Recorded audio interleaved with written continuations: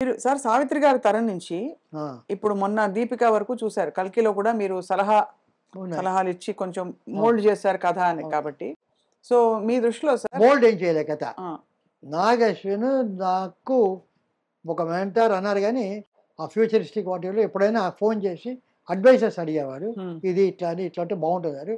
But it is totally Nag Ashwin's creation, his decision. హ్మ్.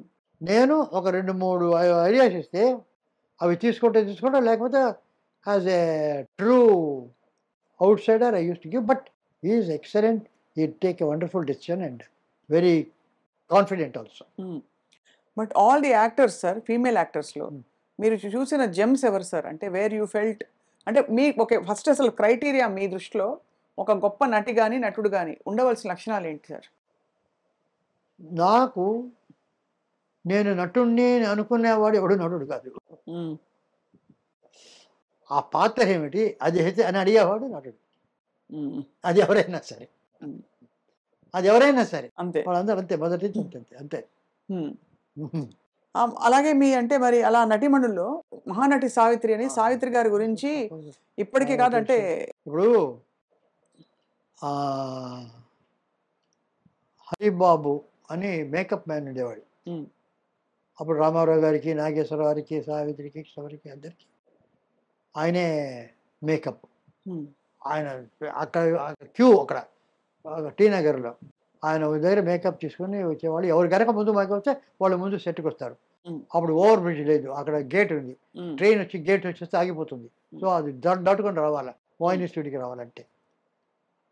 సావిత్రి, కృష్ణకుమారి వీళ్ళిద్దరూ పోటీ వేసుకొని ఎవరు ముందుకు అక్కడ క్యూలో నిలబడతారని వచ్చేవాడు. వేకువజాము 4 గంటలకు, 5 గంటలకు. హ్మ్. 4 గంటలకి. 5 గంటలకి హ్మ్. మరి 7 గంటలకి కాల్ షీట్ అంటే హ్మ్. క్యూ. ఆ లోపల ఇంకొక ఇద్దరుంటే ఇంకెవరు ఉంటే ఆ క్యూ అయితే ఒకళ్ళొకళ్ళదే కదా అక్కడ వెళ్తుంది. సో, క్యూలో ఫస్ట్‌లో ఉండాలని. హ్మ్. వాళ్ళిద్దరు పోటీ వచ్చారు. So, that sort of hmm. They are all dedicated. శ్రీకృష్ణార్జున యుద్ధంలో. హ్మ్. శ్రీకృష్ణార్జున యుద్ధంలో హొగెనెకల్‌లో షూటింగ్. 'మనసు పరిమళించలేదు' పాట. బి. సరోజాదేవి, నాగేశ్వరరావు. అప్పుడు అక్కడ గెస్ట్ హౌసెస్ లేవు. ఇక్కడ ధర్మపురి అనే చోట అక్కడ ఉండేవాడు. అక్కడి నుంచి వెళ్ళాలక్కడ. ఒక గంట. సో, 3 గంటలు, 4 గంటలకి లేచి, స్నానం చేసి, మేకప్ వేసి, అంతా చేసి, హ్మ్. ఇక్కడి నుంచి 5, 5:30కి వెళ్తే కరెక్ట్‌గా 6, 6:30కి వస్తే 7 గంటలకు కరెక్ట్‌గా సన్‌లైట్ వచ్చేటప్పటికి ఫస్ట్ షాట్ చేయడానికి రెడీ. కెమెరా అంతా రెడీ. సో, ఆ రకంగా చేసేవాడు శ్రీకృష్ణ. ఆ రకంగా పనిచేశాడు. అదేమిటో శ్రీకృష్ణార్జున నేను పురాణాలు ఇప్పుడు 'కల్కి' పురాణం అంటే నాకేమిటంటే అంతకుముందు చిన్నప్పుడు వాళ్ళు నోముల అప్పారావు అని ఆయన మాకు బాగా చెప్పేది. భారతం చదివేది. అంతకంటే మనకు అంతవరకు తెలుసు. మల్లాది చంద్రశేఖర్ శాస్త్రి వాళ్ళకంతా లేవు. But we know enough of Bharatam. Hmm. నేను 2 పురాణాలకు వర్క్ చేశా అసిస్టెంట్‌గా. మొదటిది 'మాయాబజార్'. హ్మ్. దానికి అసిస్టెంట్‌గా వర్క్ చేశాను. రెండవది 'కృష్ణార్జున యుద్ధం'. హ్మ్. ఈ రెండే నేను పురాణాలకు వర్క్ చేసింది. మిగతావి నేను వర్క్ చేయలేదు నాకు.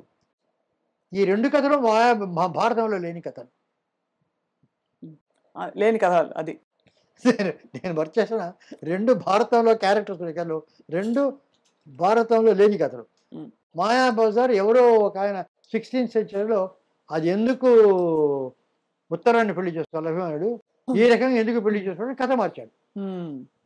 'శశిరేఖ' అవును. అక్కడ తమిళ్‌లో 'వత్సల' నార్త్‌లో ఇది లేదు. ఎందుకంటే వాళ్ళు బ్రదర్, సిస్టర్ అవుతారు. అవునవును. అందుకని అది యాంటీ. ఇది గయోపాఖ్యానం. హ్మ్. ఇది జైమిని భారతంలో ఉంది. మన భారతంలో లేదు. అది చదివాం. హ్మ్.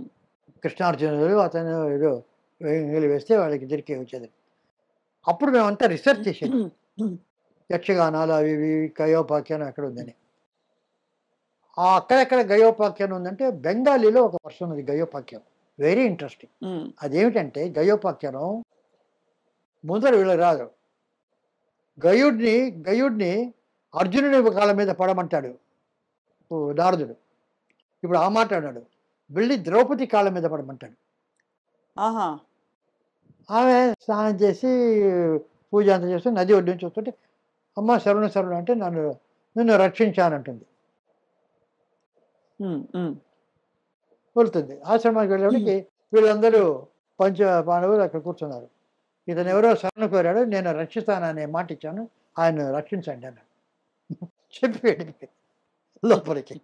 వీళ్ళు రా చెప్పి ఏమి రక్ష అంటే మాకు ఈ రకంగా ఏదో అయింది. ఇంతకు ఎవరయ్యా ఆయన ఎనిమిది అంటే కృష్ణుడు. కృష్ణుడు ఆ మాట ముందే చెప్పకూడదా? We will not do, we won't fight, మేము అంతా మాకు అర్థం అవుతాడు.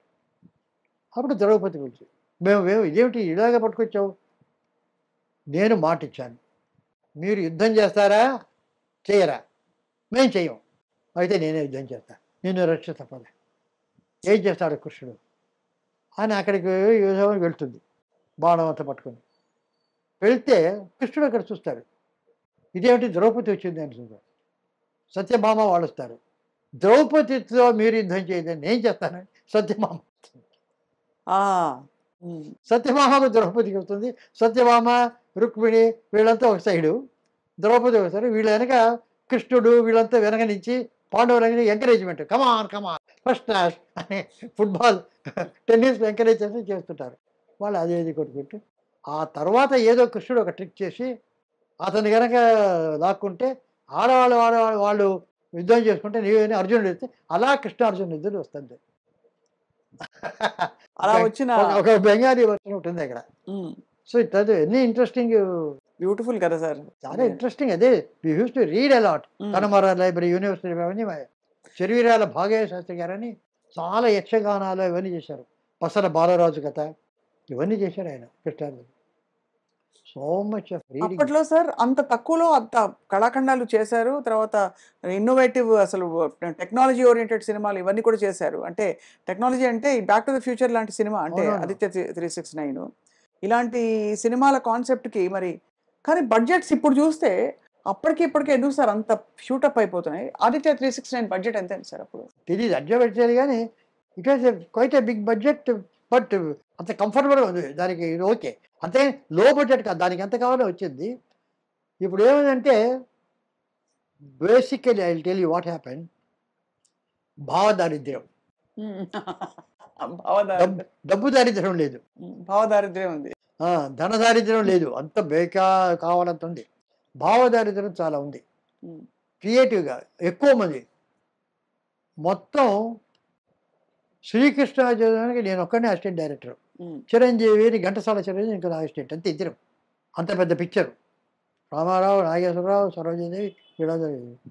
మామూలుగా వెళ్తే 10 మంది అసిస్టెంట్ డైరెక్టర్స్ ఉన్నారు ఇప్పుడు కదా. మామూలు వెళ్తే దానివల్ల కానీ ఎవరు ఏం చేస్తారు, నేను దీనికి నేను దానికి దానికి ఎవరు సార్ట్ ఆఫ్ ఏ కార్పొరేట్ థింకింగ్లో there is no grip of all the people over the totality of the subject. అదే కదా సార్, అదే కదా. అండ్ తర్వాత డిజిటల్ వచ్చిన తర్వాత ఫిలింలో సినిమా మేకింగ్ ఈజ్ జెనరిక్. అంటే మీరు ఒక మాట్లాడతారు, ఒక తరం మారిందని ఒక పిక్చర్ తీశాను నేను, బాలు మహేందర్ దాని కెమెరామెన్. అందులో ఒక జమీందారు ఒక ఆమెను he exploits sir. So short ఏమిటంటే అలా పెట్టి మంచం మీద ఆమె మాత్రం కనిపిస్తుంది, ముందు అతను కనిపించాడు, ఆ వెనక ఉన్నాడు. సడన్గా అతను లేస్తాడు, లేచి అలా వెళ్ళిపోతాడు. లేచి వెళ్తే ఆమె ఇలా తిరుగుతుంది, ఆ ఇద్దరిలో కళ్ళలో నీళ్ళు వస్తుంది. అర్థమైపోయింది విషయం. ఎక్స్ప్లాయిటెడ్, హీఈస్ హెల్ప్లెస్గా ఉన్నాడు. బాలు మహేందర్కి చెప్పాను, ఇది కాదు చెప్పి షార్ట్ అయింది, అయిపోయింది. Balu Mahender sir excuse me, మీరు చెప్పనిది నేను ఒకటి చేశాను, ఒకటి I did not tell you, excuse me అన్నారు. ఏమిటన్నారు? మీరు మామూలుగా స్టడీ షాట్ అన్నారు, నాకెందుకు ఆమె అతను వెళ్ళిపోయిన తర్వాత అలా అడుగుతుంటే అలాగా ఫేస్ మీద జూమ్ చేయాలనుకున్నాను, అది చేసేసాను అన్నాడు. బ్రహ్మాండంగా చేసావయ్యా, చెప్పడం అది నేను చెప్పి ఉండాల్సింది, ఆ షాటు నాకు తోచలేదు. ఆ టైంలో ఆ ఫీలింగ్కు ఆ కెమెరా అలా వెళ్తేనే కరెక్ట్, అవును, ఆ ఎమోషన్ వస్తుంది. So every emotion has got an angle, like everything ఒక స్వరం ఉంది.